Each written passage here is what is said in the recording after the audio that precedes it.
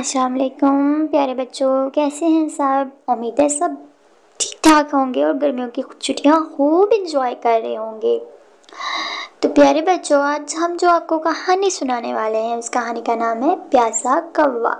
काय काय काय करते हुए काले रंग के इस परिंदे को आप सब जानते ही होंगे। जी हाँ, आप बिल्कुल ठीक समझे, हम आपसे कौवे की बात कर रहे हैं। तो एक कौवा रोजाना अपने घर घोंसला से निकलता और अपना दाना और खाने का सामान तलाश करता। एक दिन दाने की तलाश में अपने घर से बाहर बहुत दूर निकल आया और रास्ता भी भूल गया।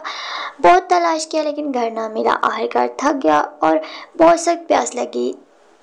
पानी तलाश किया लेकिन पानी ना मिला। अचानक कौवे की नज़र पानी के एक मटके पर पड़ी। कौवा बहुत खुश हुआ, जल्दी से मटके पर पहुंचा, लेकिन ये देखकर परेशान हो गया कि मटके में पानी बहुत ही कम है और इसकी चोंच पानी तक नहीं पहुंच रही, जिसकी वजह से वो पानी नहीं पी सकता। इसने सोचना शुरू किया और अल्लाह पाक ने तो इसको एक तरकीब सुझा दी।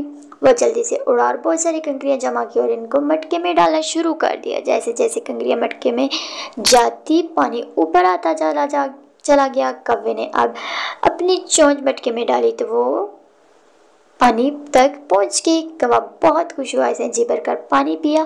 कौवे ने अल्लाह का शुक्र अदा किया और अपने घर की तलाश को चल पड़ा।